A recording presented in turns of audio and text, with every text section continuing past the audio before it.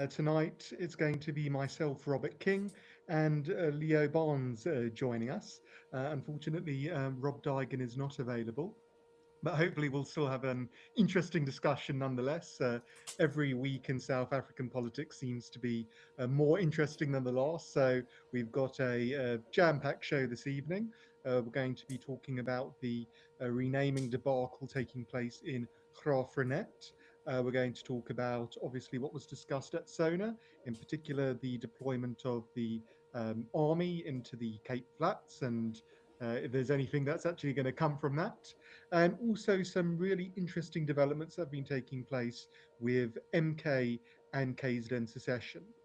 So our first story will be regarding Graaf-Reinet. So for those of you who don't know, Graaf-Reinet is one of the oldest towns in South Africa. By some metrics, it's South Africa's fourth oldest town, founded in 1786 as a frontier settlement during the days of the Dutch East India Company. And it was named after Cornelis Jacob van der Graaf and his wife Cornelia Reinet.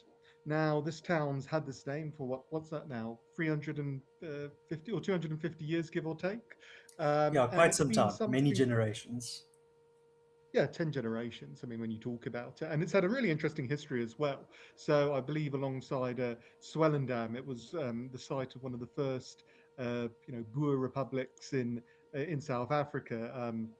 As the Dutch East India Company was beginning to lose control over the Cape. They started to break away due to disagreements regarding tax and corruption and it being so far away from them. And their independence didn't last long. When the British came along to the Cape for their first occupation, they basically ended the Republic's independence. But naturally, that is one of the first examples of a trend in Africana history, if we can put it that way, of creating your own independent state that still lasts to this day. But I mean, clearly, this is a very important town, not just in Afrikaans history, but also in the wide history of the Cape. It's one of our oldest towns, and we've been quite lucky in the general Cape region not to have too many name changes. Specifically, if you look at the Western Cape, virtually no towns have had their name changed.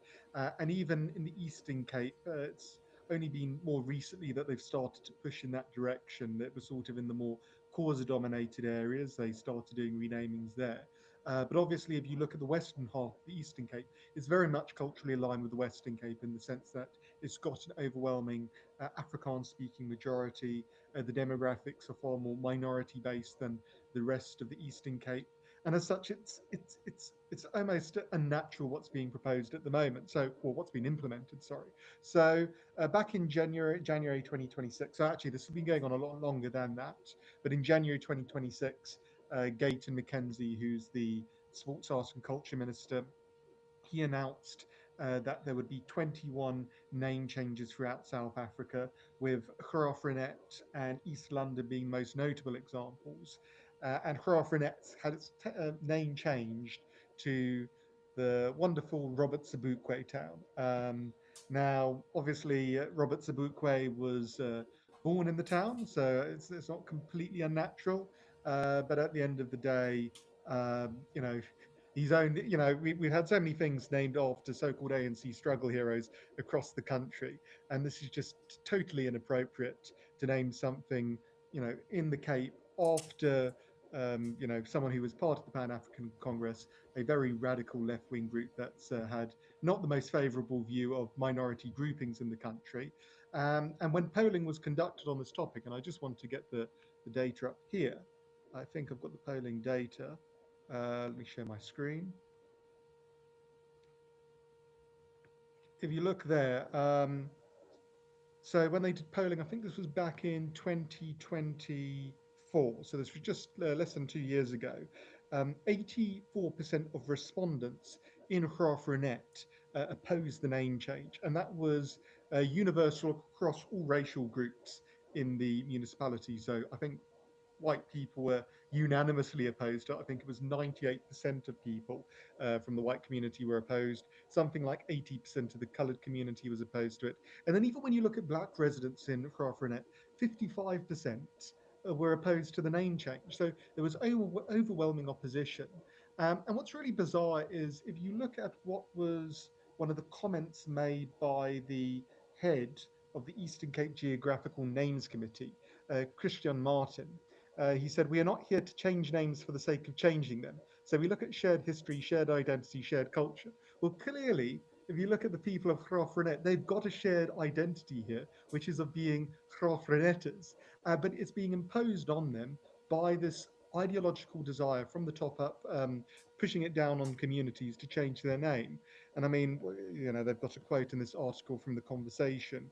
One unemployed male from the former coloured group area who'd been living in Graaf-Reinet for 57 years said, "If you name a child and then change the name, it is someone else."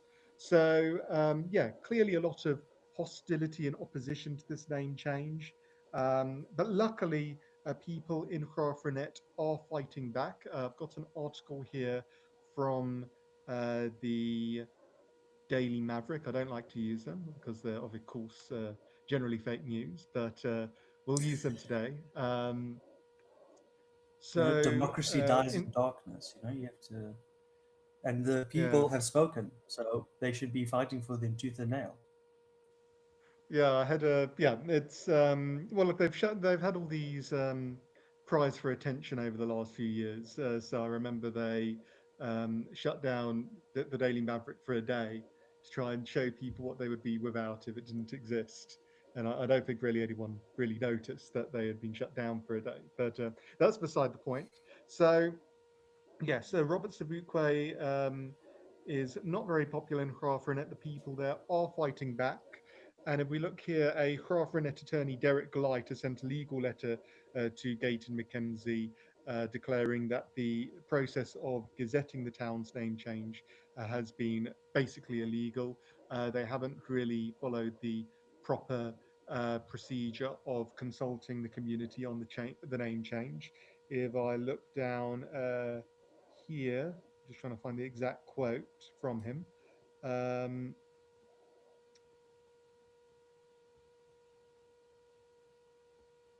okay, I can't find the exact quote from him, but basically, I believe they have 30 days to object to the name change, and that opportunity has not been provided to them in the context of Graaf-Reinet. So that's a key part of their legal objection, it seems. But it seems like, regardless of what the law says or what the government calls the town, it seems like the community is not going to change the name anytime soon. They've got a large heritage society conference taking place in the town in December, and they've already decided that it's not going to be the Robert Sobukwe Heritage Society Conference. It's going to be still the Graaf-Reinet Heritage Society Conference. So there's clearly a lot of defiance taking place. We can see from the Freedom Front as well. They had a very, very strong statement that they came out with on the name change over here. So Corne Mulder, and this is a really great sign we're seeing from the Freedom Front in the last few weeks. In the past, I think they were quite slow to respond and maybe a bit more measured when it came to responding to these current affairs events. But certainly since the start of the year, they've been far more responsive. They responded far more firmly than certainly the DA has to this topic.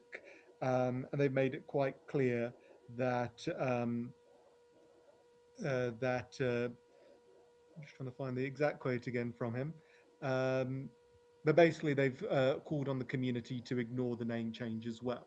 So yeah, there's a lot of resistance taking place across the town, and I guess if you look at social media as well across the Cape and the country to this name change, and we've got to stop it because if you look at what groups like the EFF are pushing, and I think it's been kept out largely out of the Western Cape for now, but you don't know how it's going to change in the future, especially if the GNU collapses and you get more radical parties in at the national level. But the EFF's already got a list of 40 town names in the Western Cape that they want renamed, from Stellenbosch to Somerset West to Paarl to Wellington to my hometown of Riebeck still. They've proposed renaming all those towns, and that potentially is on the cards, even if, as we've seen in Graaf-Reinet, there is widespread resistance. So, Leo, what's your initial thoughts on what's been going on here? Well, this is not the thing is that this is not an initial thing. This is something that has this is a process that has been going on for decades. The second the ANC took power, this has clearly been a long-term objective to remove any and all reference to a sort of non, uh, let's say, non African nationalist identity for the country. And the one quote that you brought up in the previous article, where the colored man spoke about how if you have a child and then you give it a new name later down the line, it's a new person. That is essentially, I believe, apart from, of course, maybe tenders associated with these processes, I believe that that's basically the objective of these sorts of name changes, is to take the current identity of these towns and uh, essentially rob it of the core unifying, most identifiable aspect of that identity, which is, of course, its name, right? Mm, So if you can take a town like, well, right now, as you say, 21 changes, and before there's been all sorts of changes to like Durban, for example, where if it's a too big of a name, too big of an identity for a city, they'd still Durban, but everything regarding the government is eThekwini.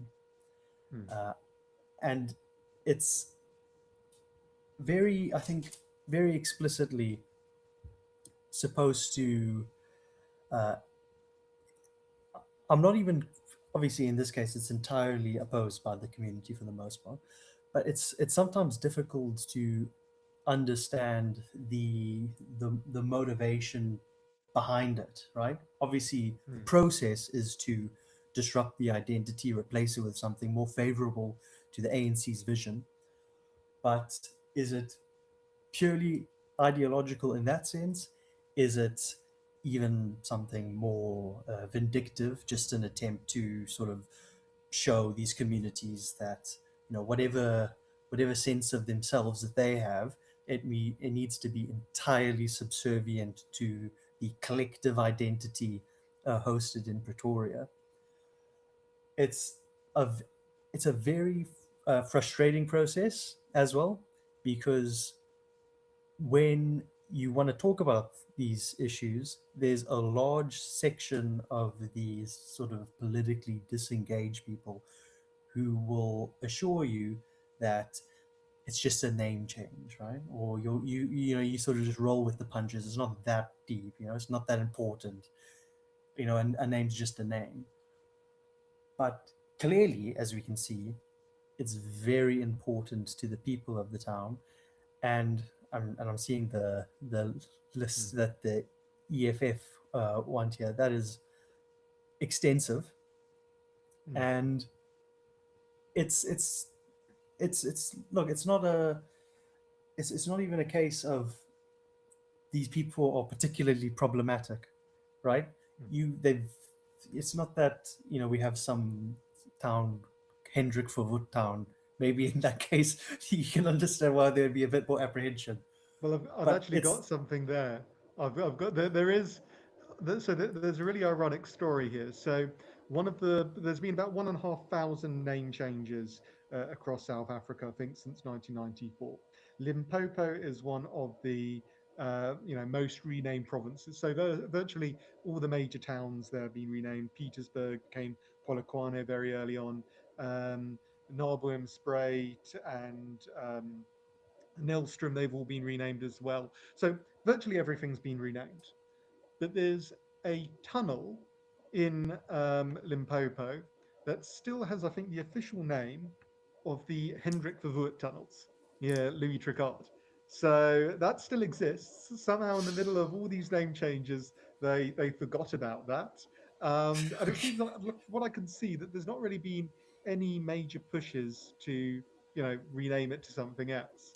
So I don't know. I mean, maybe this just goes to show that if it's not really that significant, they're not going to spend too much time trying to rename it. They really want to take prominent examples and make a point there.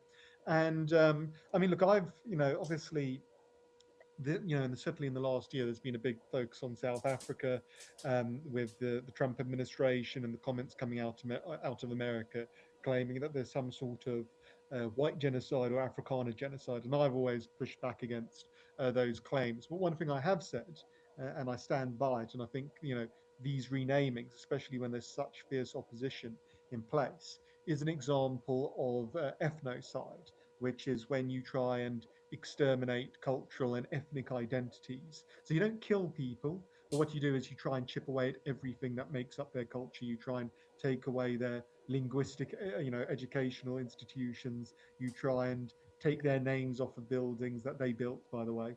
You try and take it away from towns that they were responsible in building. So I think that's what we're actually seeing here.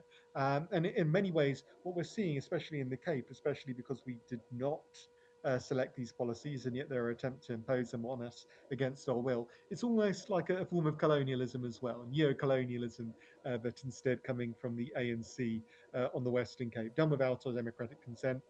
Um, but I think, yeah, we need to push back against it. And there's a great idea that's come up from Martin van Staden regarding how to fight back. And his proposal, I've got his tweet here, is yeah, it's in response to a meme I shared on Twitter. Uh, but yeah, his periodical call for a map app that allows South Africans to choose the names by which they prefer places to be called.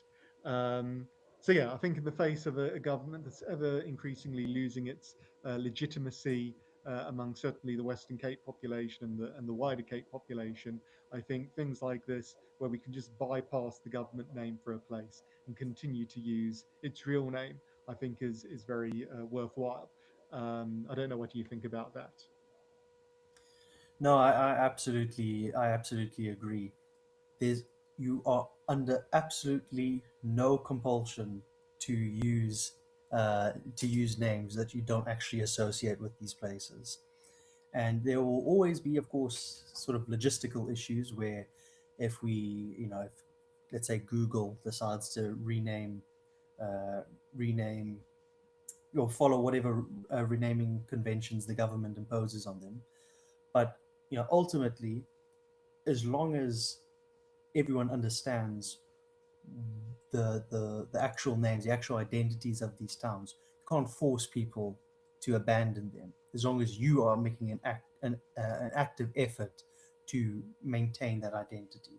So I'm if honestly, if we could have some sort of I don't know if some sort of an extension to any of the big GPS apps where you just get all the original names for the South African locations. I think that would be an excellent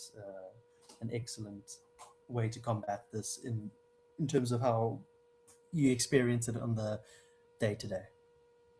Well, I mean, look, a lot of these are American companies, so maybe that's where the pressure needs to come from. I know that, for example, when Trump renamed the Gulf of Mexico to the Gulf of America, what happens at the moment now is if you're accessing Google Maps from America, you get the Gulf of America that comes on your screen. And I think if you're in Mexico, it says Gulf of Mexico. And anywhere else in the world, it's Gulf of America, or Gulf of Mexico in brackets, Gulf of America. So I don't know if there's a way to potentially try and put some pressure on the US to try and prevent those name changes from being imposed by the tech companies. I just want, before we move on to our next topic, I just also want to bring up one of the DA statements. They've had a few statements on this, but this is, I think, a particularly weak statement that came out from the DA regarding the Graaf-Reinet changes. Um, and they came out and they said, oh, they don't like it, but well, they didn't even really say that they don't like it. They basically said, well, actually, they said, we recognize the importance of restoring historical dignity and acknowledging the contribution of liberation figures such as Sebukwe and Bishop Limba. South Africa's past demands honest reflection, and naming can play a role in that process. So they had to make it very conditional, the entire press release that they put out. And then they complained a little bit that, certain procedures hadn't been properly filled. Um, but it's also kind of weird that their statement, that they came out with, because they said these name changes carry operational and economic consequences. Small businesses must rebrand. I mean, no, they don't. There's no Yeah, yeah. impetus on small businesses in Graaf-Reinet to have to rename themselves just because Gayton McKenzie decided he was going to accept some random name change.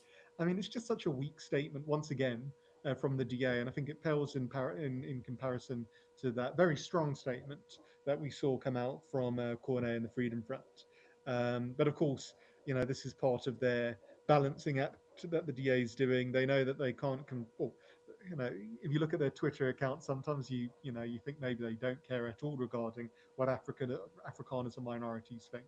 But clearly, they're trying to pander a lot to the majority black vote, and you can see that in these highly balancing act press releases that they put out. Yeah, yeah, and I think, forgive me for not knowing off the top of my head, who is running the Graaf-Reinet municipality, or the I municipality it's believe it's located? So I believe it's currently an ANC-led coalition. So I think it was DA-led coalition after the 2021 elections, and then one of the small parties defected over, and it went over to the ANC again. And actually, another Okay. very interesting point because we could see I don't know if it's an ANC ward at the moment, but it was a very, very close ward between the DA and the ANC last time in Graaf-Reinet itself. There's a by-election taking place. I think it's on the 9th. No, not the 9th of March. Sometime in March, there's a by-election taking place. And it will be very interesting to see what the implications are there because it was about 44% ANC last time. I think about 44% DA, and then 10% Freedom Front. The Freedom Front standing, I suspect the PA will be standing. So, and with the swings we've already been seeing away from Afrikaners to the Freedom Front in terms of the DA, it could be a very interesting four-way race that we actually end up seeing in Graaf-Reinet. So I think that's definitely a by-election for people to keep their eyes on. That would be very interesting, very interesting. But I think we can probably move on to our next topic of this evening, which is, of course, the uh, rather undetailed announcement during this SONA that the government intends to deploy the South African National Defence Force into the Cape Flats. They highlighted the predominance of Cape Town, and especially the Cape Flats, as the major source of criminality, and especially violent crime in the Western Cape, which is absolutely correct. The actual announcement, as it's been a few days now, remains incredibly vague. The police commissioner for the Western Cape, Patikile, has assured us that the army will be deployed soon, but has not provided a exact timeline for this. I can't imagine it will be months away from now, probably weeks at most. But this is not something the residents of the Cape Flats are unfamiliar with. The army has been deployed on several occasions at this point. If I'm not mistaken, the most recent being back in 2015. But the story for the last couple of deployments has been really uh, quite similar in each case, which is that the army shows up. There is a sort of decline in the violence for the period of occupation. And then as soon as they leave, things sort of just climb back up to exactly where they were before, with very little in real change occurring on the ground over the long run. And we can hope, if we want to be a little bit more optimistic, that with a nominally Western Cape concerned party like the DA being involved in government, that they will be more cognizant of the issues on the ground, more informed about maybe the things that need to actually occur during, before, and after the occupation to really make substantial structural changes in these communities. But as far as I can assess, the most likely outcome is to just defer to the past, which is that the the army will come in, and as I've seen many residents of the Cape Flats highlight, the timing of this deployment uh, is not uh, an accident. It's occurred really just before the major elections coming up, either this year, or I believe it can even extend to the beginning of next year. But if the ANC or the national government can show themselves to be a very strong stabilizing force in the build up to the local government elections, I think many people would see this as a big boon for the governing coalition, maybe a strong indicator to people on the ground that they can actually address the major issues, even if using rather blunt instruments to achieve those goals. But uh, again, you know, speaking without much detail on the nature of this deployment, I can only assume that it will be similar to previous ones. I hope that it will be different, uh, but I can sort of think of three scenarios. The most obvious being the current, uh, my current sort of most likely situation, which is just a repeat of the past. What I would really hope would occur is, as some people have already highlighted in on the ground interviews, that it it comes along as a sort of community building effort to sort of stabilize the incredibly dysfunctional uh, societies that exist within the Cape Flats.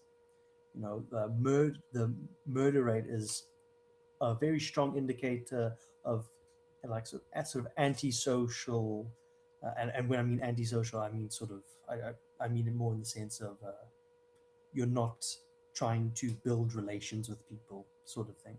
So antisocial, hostile environment, and the Cape Flats have are some of the most violent, well, are the most violent places in the country. Uh,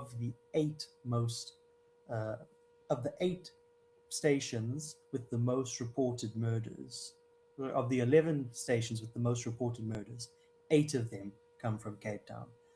This is an absolute citywide crisis, but specifically in the Cape Flats for the most part. Any supplementary uh, effort from the army will be welcomed. And I see the DA has welcomed the deployment, but stressed the need of of further devolution so that these issues can be handled sort of in-house within the province.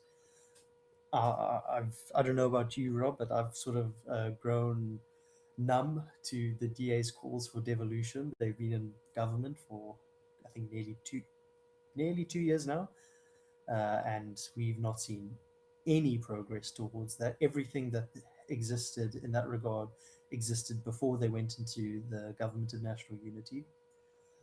If we do eventually learn that this is something that the DA themselves have been pushing very hard for, then maybe we can say they've actually leveraged a little bit of influence to achieve sort of pro Western Cape goals. Again, depending on the nature of the deployment. But I, I can't see this as being a negative. I can see this as being a major letdown.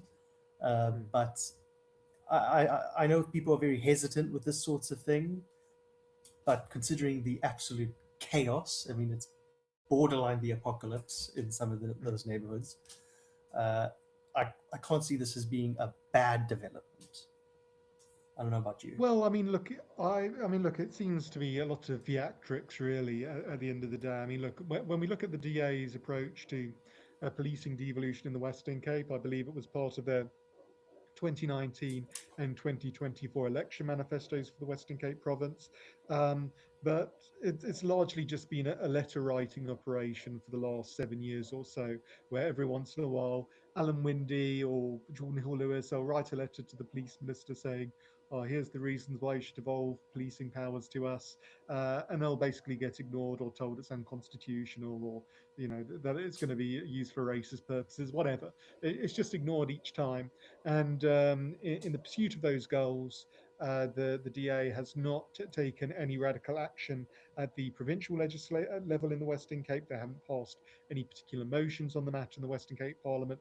They haven't tried to introduce any legislation, really. I think the closest we've come is the LEAP officers, but even then, that's not really a devolution of power as such.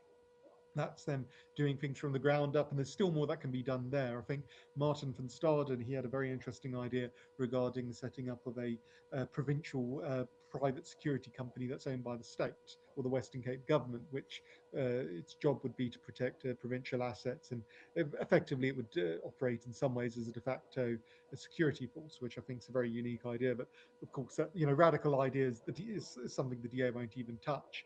And then if we look at the 2024 elections, obviously we had the GNU. There was the potential there to maybe put pressure on the ANC in those negotiations. I don't know what happened in those negotiations, but the DA ran that. They said, look, if we enter into government, day one, we're going to have a devolution bill that devolves policing to the Western Cape. We didn't see that. And recently I saw a DA lackey explain that, well, when you enter government, you can basically break all your promises because the circumstances change. That's a legitimate view of some in the DA. So yeah, it's very much a theatrical operation here.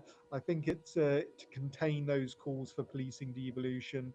That's why you saw with the DA, they said, well, we support this, but we would have liked to have devolution.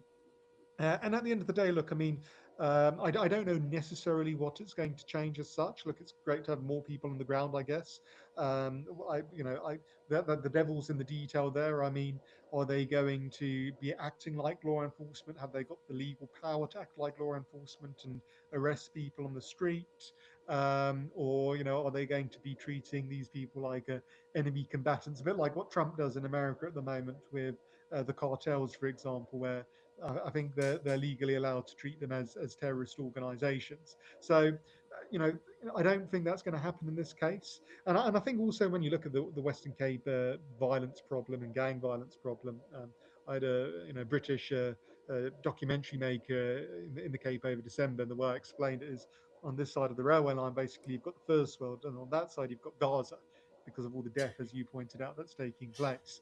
And I mean, if we look at other parts, and it's not just the Cape Flats, but also further to the edge of the Cape Flats. So when you get closer to Kailicha and those places, I don't know if you have the data, but the ratio of police officers to citizens is much higher than the Cape Town and even the national average too. It's a very disturbing situation that's taking place there. It's So absolutely yeah, abysmal, terribly understaffed. I can pull up the what data do you remember the for you number? right now. Yeah. I can pull up the data for you right now. Uh, of the most understaffed uh, uh, stations in South Africa, I believe the most understaffed, well, relative to population, the worst ratio is. I just want to make sure I get this number right here. It is Harare, if I remember correctly. Uh, so the in the Western Cape, the police to population ratio has worsened from one police officer to every 385 in 2016 to one police officer to every 509 people in 2018.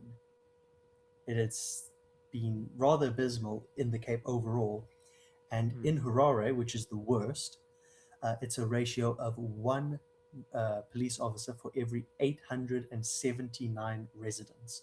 And it's a sort of similarly abysmal in the rest of the Cape Flats. Nearly one police officer for nearly every 1,000 residents. That is absolutely abysmal. And I think this comes down again to obviously the wider problem we see in the Western Cape, which is that there's a massive uh, disbalance there with allocation of resources to the province from the national government. So I think, and part of that has to do with the fact that they really screwed up the census in the Western Cape, and you can go into the data and you can see very, very obvious problems that exist at a municipal level. So I looked at certain municipalities.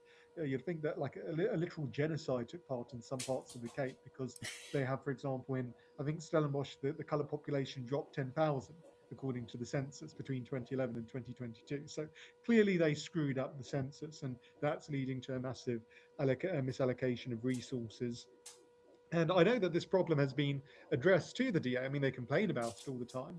But when again, it comes down to taking those radical steps. When the problem has been addressed to them, their actual response, Jordan Hill's response to Jack Miller when he brought it up on the city council, was that it would be unfair for the city of Cape Town to request extra funding from the national government because the South African economy isn't growing, which would mean they would have to cut services in places like Buffalo City and Port Elizabeth. So, Yeah, so we've this got a is mayor in Cape Town. Yeah, we've got a mayor in Cape Town who's putting the concerns and the priorities of Eastern Cape residents first, I guess, because he's looking 5 years down the line and seeing that they're going to end up in the Cape Flats soon, over the interests of legacy residents here in the city of Cape Town. And that's only going to get worse, I think, once he becomes national DA leader. yeah, and it's also quite uh, nonsensical in a way as well. As I mentioned before, in the most recent uh, quarter that we have reporting for, uh, the eight most violent of the sorry 11 most violent stations, eight are in Cape Town. Right? It's basically impossible to overfund the policing service in Cape Town, and yet there is great hesitancy to do some finagling or request additional resources. This is not a this is not an economic issue. We like to think sometimes of many of these public policy issues of being, marginal, or we should be like sort of impersonal about it in a way. Right? Mitchell's Plain has a murder rate of about, I think, 77 per 100,000 residents, something like that. Uh, that would make it by far the highest murder rate in the world if it was an independent country.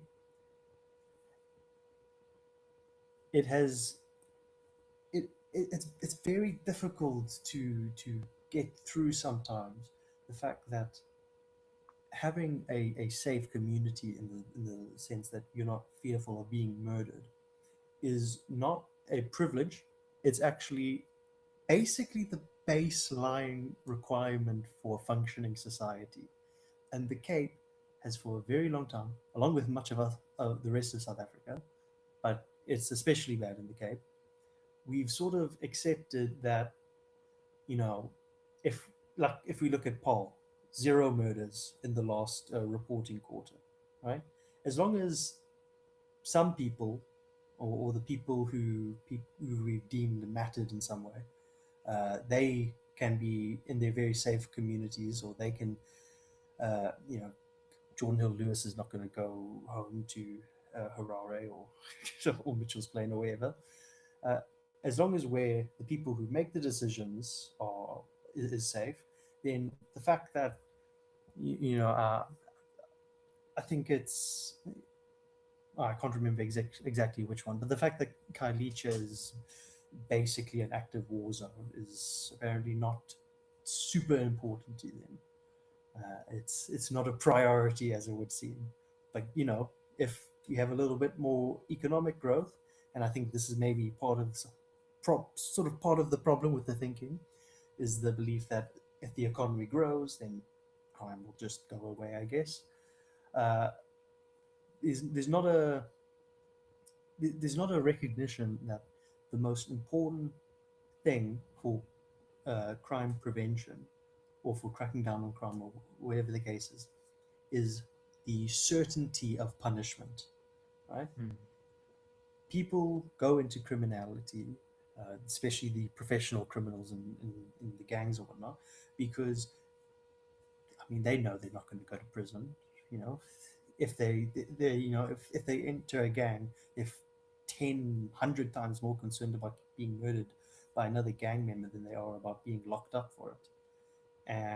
There's sort of the state has sort of lost this monopoly of violence in these areas, and there's not a strong sense that the law is entirely relevant to the ongoings of these communities. Mm. And frankly, the economy can grow as much as it can. Hopefully, it does. But unless the Western Cape government, the city of Cape Town, and the national government, at least one of those three, really makes this a priority, I don't see how deploying the army is going to fix anything in the long term. It will. I'm sure. I'm hopeful that it will make things better while the army is there. But long term, and unless these things get dealt with, it's not going to be transformative. Let's say. And before we move on to our final topic of the evening, I just want to add on to that. It's also, I think, when people talk about economic development as well, I think it's also a bit of a chicken and egg situation too, because okay, yeah, economic development will help improve the situation, but you need to have the uh, a certainty and to know your business will be safe if you're operating in a certain area. If there's protection rackets and things like that taking place, you're not going to put your resources and invest in a certain area like that. So yeah, I completely agree with you on the need to have certainty of punishment, and that's why even if we were to have devolution and policing, which we actually absolutely have to have, that's only one part of the puzzle. We also need a great deal of devolution in terms of how we approach the justice issue in general in the Western Cape, so we can actually levy out harsh punishments where they're required. But at the same time, we also need to have control over our correctional services too. Now, I know Peter Grunewald's doing a very good job. I think, given the circumstances and given the resources that he's got at the national level, and certainly some big reforms are taking place there. But we have got a situation where there is a massive shortage of beds for prisons, and the police in some cases they will tell you not to file charges against people because they say, well, there's no point trying to get them into prison because they're not going to get to prison. And that's where, I mean, a common example for supporters of tough on crime policies now is El Salvador, where obviously they turned that around in about 8 years, from one of the most dangerous countries in the world to one of the safest. They built some massive mega prisons there. If you're a gangster, you're going to end up in one of those prisons. It's pretty much guaranteed. I think that's maybe a bit of where the problems have been. They've been very, very heavy-handed, but it has solved the problem largely. And I just want to end this particular section on this note. I hope I'm going to just share my screen. So this is from Nayib Bukele in El Salvador. So he said, El Salvador was always an underdeveloped country, but the worst place, the most dangerous, abandoned, and hardest hit area was the historic center of San Salvador. It was a zone destroyed by earthquakes, a civil war, decades of disorder, and more than 30 years of gangs. It was called the historic center because the real center of the city had shifted elsewhere, and that place was left completely abandoned to its fate. And we see this in so many cities across South Africa where the city centre is abandoned. Recovering it is much more expensive and difficult than simply developing a new area, but achieving it is a clear and undeniable proof of the reverse of the rebirth of El Salvador. And if you just look at the celebrations that they had over Christmas, it's truly remarkable what they've done there. And I think with the right leadership in the Cape, with the right control in the Cape, we can bring about those radical changes here as well. But yeah, we'll see what happens with the military deployment. Would you like to move on to our final topic of the evening, which is Zulu nationalism? And I see there's a comment here from someone from KZN who is Zulu saying, we are not interested in secession, which may very well be true, because it's obviously secession isn't a mainstream topic as such. There's no really mainstream secessionist party, but that doesn't mean we don't get that particular kind of rhetoric coming out of KZN. And just got a post here from a representative of MK. I just want to make sure I've got the right one. So, yes, an individual called BF Dlamini, who I believe was the former chairperson of the eThekwini region for the MK party. Apparently, he's still a member of MK, so I guess there is some sort of authority coming from this statement. But he said, as Zulu people, we have consistently stated that we want KwaZulu Natal to be fully independent and renamed KwaZulu so we can effectively control and grow our local economy. I've also got another statement here too, apparently from the same interview, in which he claims that in MK they now have problems because of associating with other people that are not Zulus. So yeah, that's clearly a very interesting development that's taking place in KZN at the moment. It comes on the back of comments as well from the Zulu king calling for the renaming of the province to remove the Natal aspect of it. Um, and yes, it's a very interesting development, especially in light of a new publication that has come out. And I just want to make sure I've got the publication right here. Um, just looking for it. Prism. There's Prism. I've got Prism. I don't know if you have Prism on your side, Leo. Ah, here it is. So yeah, it's Prism. Make sure to purchase it if you haven't already. It's a new publication that's coming out from the Cape Independent, and their first publication had some really interesting articles in there from a number of leading authors across South Africa, with a focus on the topic of self-determination. Leo, obviously, you contributed a piece on the Natal secession movement last week, talking about lessons to be learned for Cape independence there. But there were also a number of articles in this publication regarding the self determination situation with Zulus in KZN. And the first one I think I've got here is from Ayanda Zulu from the Free Market Foundation. I'm sure many people have seen him on X. He's very active there. And recently, he's written a number of pieces on Zulu nationalism, Zulu self determination. And I think there's a very interesting trend that I've noticed with certain proponents of Zulu self determination in how they approach the monarchy. And I don't think I underdoes this in this article particularly, but I think he's addressed it on some other points is the role that the monarchy should play. And I think some people like Rob Digan, they assert that the monarchy is far more influential, and other people disagree. But he has a very interesting piece here. He emphasizes that although Zulu nationalism has been quite strong in KZN, it's never really been associated as such with decentralization and self determination. It's rather been connected to patronage networks, and that's why, similar to the Western Cape, we've tended to see these radical political changes in the province. So obviously, KZN in 1994 voted for the IFP. They shifted to the ANC over the years, and then under Zuma's return, we've seen the MK party surge, and obviously Zulu nationalism combined with a sort of a sense of black nationalism has played a very influential role there. And it will be interesting to see what happens when Zuma goes, if MK implodes, where that vote will particularly go. Will it go to the IFP? There's no guarantee that it will necessarily go to the IFP. Will it stay with some rump MK party, or will it fracture off in many different directions? I think it's still to be seen.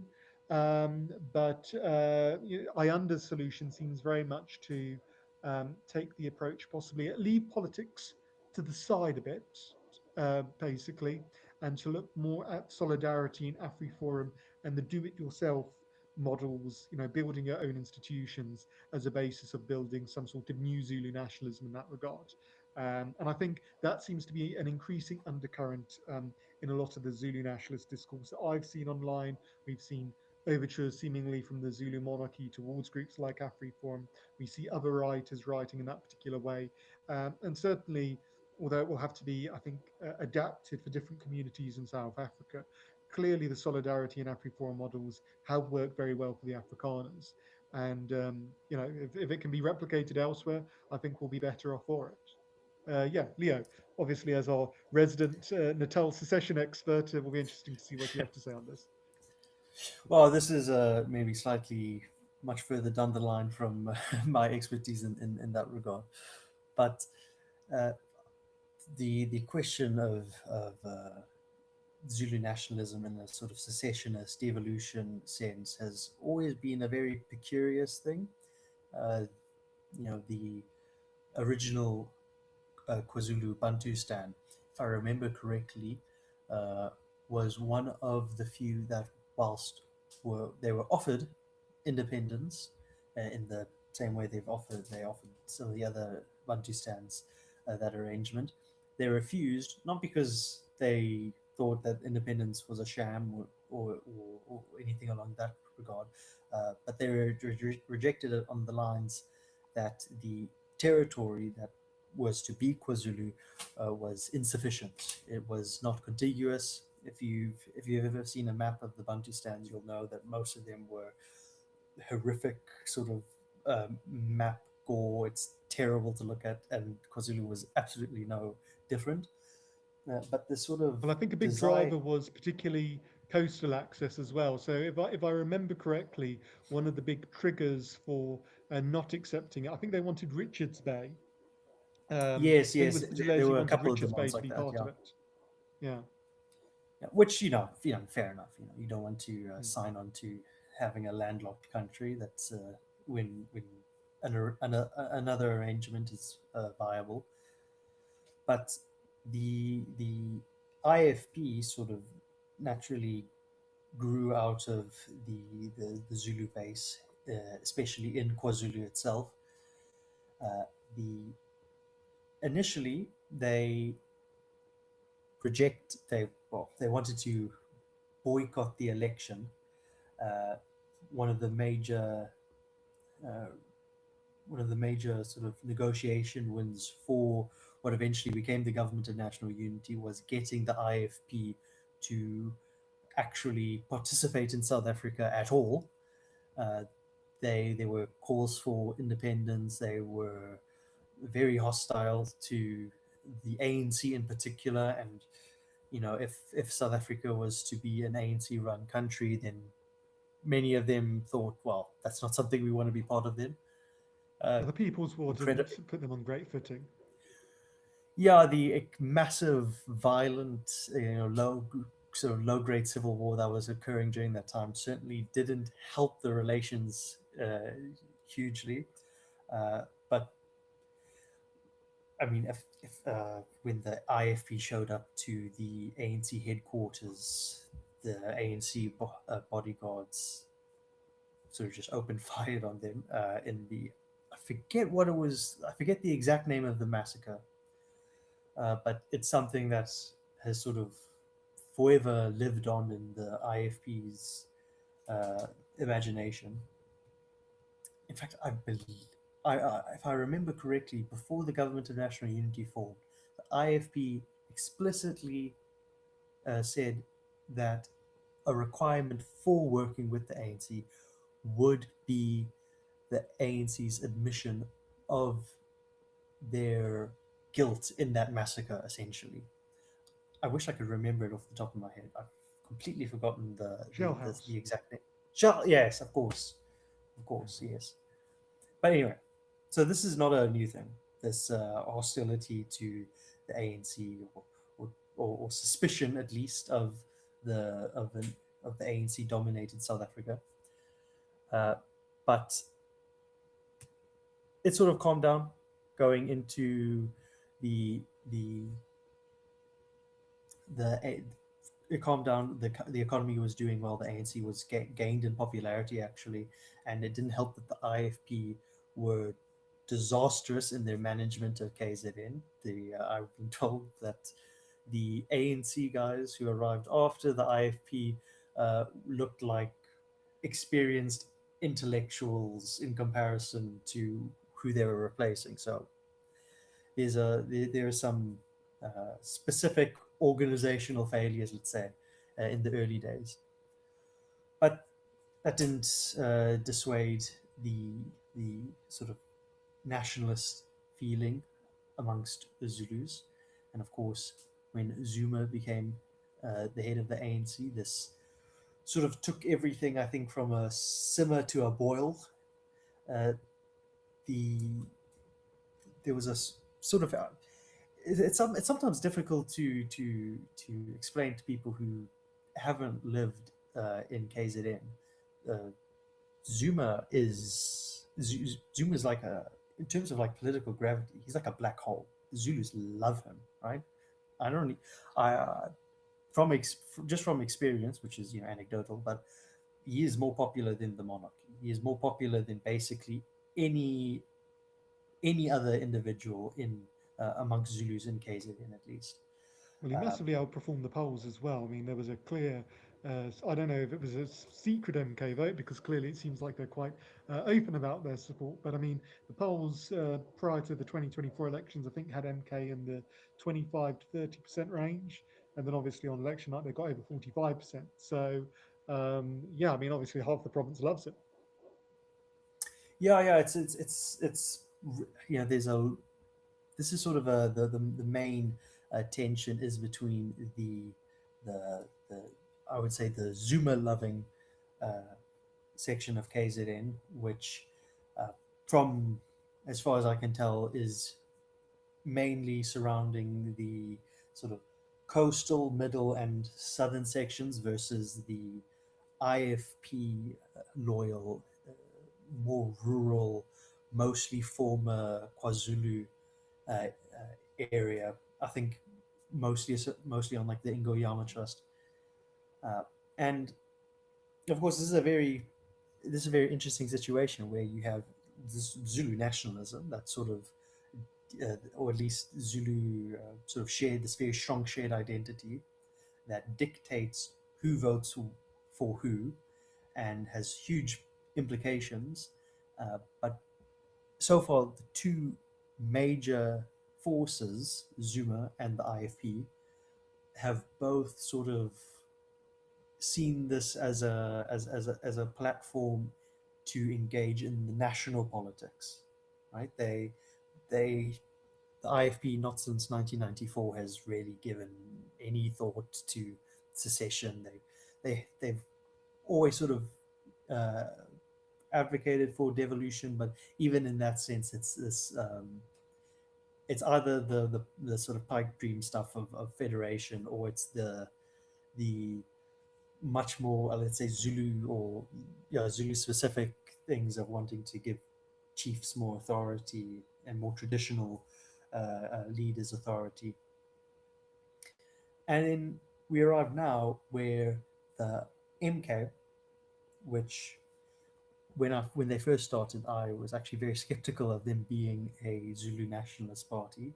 I described them as being a Zulu party who is still African nationalist in the broader South African context. We now have a statement here about from somebody within MK, they say former chair of the eThekwini, which of course is the largest municipality in KZN, uh, speaking about. Uh, Forgive me for asking. He was speaking about that the MK believes, not a Yeah, personal as belief. Zulu people, we have Yes. consistently Okay. stated that we want KwaZulu-Natal to be fully independent and rename KwaZulu so we can effectively control and grow our local economy. Um, and then he brings up that there's also been challenges in terms of other non-Zulu groups within inside MK. Okay. Okay. Yeah. Yeah. So this is sort of the I think natural path that MK has taken. If you have Zuma in your party at this stage, he's incredibly unpopular amongst anyone who isn't Zulu. He's very popular amongst Zulus. So they've they were a Zulu party at their inception. They've sort of fought it a little bit to try maybe expand their horizon. But I think if the leadership of the party sort of is beginning to give up on this sort of wider vision of what MK could be and is approaching it more explicitly as a Zulu nationalist party, that would be a very interesting development because I can't. There are few people. We often complain about the DA being sort of very wishy-washy with their approach, very, wanting to really stick to the rules. I don't think there's anyone in South Africa who cares less about the rules than Jacob Zuma, right? And he Mm. surrounds himself with people who don't care about the rules. So if they ever do gain the power to dictate the the KZN uh, government, we could see things very quickly unravel there. So it's if they are starting to think in these lines, this is sort of a looming threat for South Africa that I'm sure people within the ANC and the DA will be taking note of. Uh, it's like the comment said. It's really, I haven't seen any polling about whether secession or this sort of thing is actually popular with within KZN or amongst the Zulus. But to be honest, this is not like the Western Cape. It doesn't need to be popular. It just needs to be something that that MK really wants, and for MK to be in power, because they don't operate like a normal party. This is not a this is a very different kettle of fish in a way. So it's difficult to say what implications that specifically has. I know the KZN legislature is now exactly at a 50-50 split after the NFP uh, left the government. As long as that stays, I don't expect many developments before the local government election. After the local government election, if MK has done very well, then I think you could see a very, very high pressure situation in KZN as a result. But again, this depends on the conception MK has of their party, and maybe they are thinking in more Zulu nationalist lines explicitly. I don't know what you think about that. No, no, definitely true. And I think when in terms of talking about secession, it's very interesting too, because I think I did see some polling, and at least, obviously, if you've got that underlying nationalism in place, it's not a major leap then to go over to secession, especially if some very prominent figures start advocating for it. And I think in MK's case, look, it may not be a case that they necessarily push for a formal independent KZN. But I think the house of cards that is South African government is so weak that if some sledgehammer like MK comes into KZN and smashes the system, you basically end up with a de facto form of independence in place. And I've actually got an article that I believe is going to be published in the Cape Independent this week, which talks about sovereignty and particularly, it talks about how Palestine has had an impact, or the recognition of Palestine has had an impact on the debate internationally regarding recognition and sovereignty. And if you think about sovereignty, you've got about four different types of sovereignty that exist. You've got domestic sovereignty, which is the ability to control your internal affairs. You've got interdependent sovereignty, which is control over your borders. You've got um, what's called basically Westphalian sovereignty, which is the ability for other people not to interfere in your affairs. And then you've got international recognition. Now, I don't think, unless they went for full secession, they get international recognition. And there would probably be some influence from the national government coming in one way or another, which would impede on those two types of sovereignty. But you could very well easily see them trying to control the borders more. We already see Operation Dadula trying to keep not just foreign nationals out, but actually people from the Eastern Cape out in some cases in KZN. And you could very well easily see them try and take control of more domestic aspects of KZN politics if that were to happen. And I think ultimately it would be very destabilizing for South Africa. I see it almost similar to Yugoslavia in the sense that you had parts of Yugoslavia that broke off quite peacefully, like Macedonia and to a lesser degree Slovenia. But then you had complete hell zones, hell war zones in the case of places like Bosnia. And I think KZN probably is more like a Bosnia style situation if we're looking in that regard. But I think, yeah, if people are starting to talk about Zulu nationalism more as a political tool, I think that is going to be good for the supporters of Cape independence because if people see other people doing what they want to do, they're more likely, I think, to get on that train. And I think it was France Crenier, after all, who said that a number of years ago, and I think he said it on multiple occasions, that the road to Cape Independence may lie through Alundi. And I just want to finish, if I may, on this final article in the Cape Independent, which was quite detailed as well, a bit different from Ayanda's argument, called the Royal Road to Zulu Autonomy. But it has a similar conclusion in some regards, in the sense that it also doesn't necessarily look at um, party politics as the solution for KZN and for the Zulu community more broadly. It does look at that solidarity option too. So it proposes things like dialogue between unions and businesses, the creation of new institutions that look at areas like education, healthcare, power, roads, housing, etc., and aims to bring about the monarchy as a more pragmatic vehicle for demonstrating Zulu nationalism and creating a new generation of Zulu nationalists in that regard.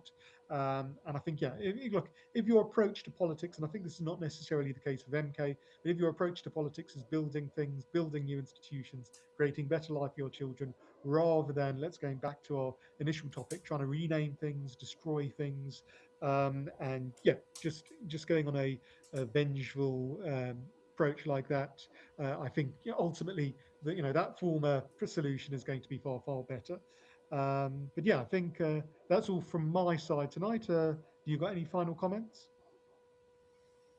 No, no, I think this has been very much a week of things pointing in one direction or another, but ultimately not not a great amount of detail. So I think we just have to be sort of very vigilant to these developments, and especially for us at the first story that we covered, we need to just completely reject these name changing rituals and this obsession with completely flattening local identities.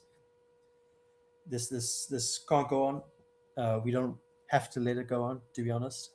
And in the upcoming elections, everyone needs to vote for whoever is going to put up the most resistance to these developments.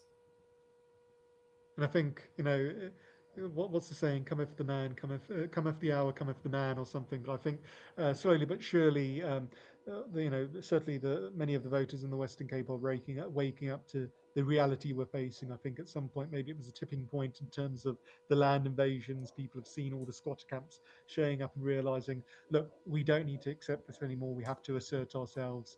We can't have our future dictated to us by people who don't have our best interests at heart. And yes, we're going to put our interests first, using any peaceful means necessary. And we really don't care what our enemies have to say. But yeah, that's all for us tonight. I think the only thing I'll just leave on is, if you haven't already, buy Prism. 50 rand a month, some great opinion pieces in there that you won't get in many of the other mainstream media outlets. I don't think News 24 or the Daily Maverick would touch most of the articles in Prism with a barge pole, but that's why you have to get it. It's a great publication. And yes, thank you guys for joining us, and we'll see you this time next week.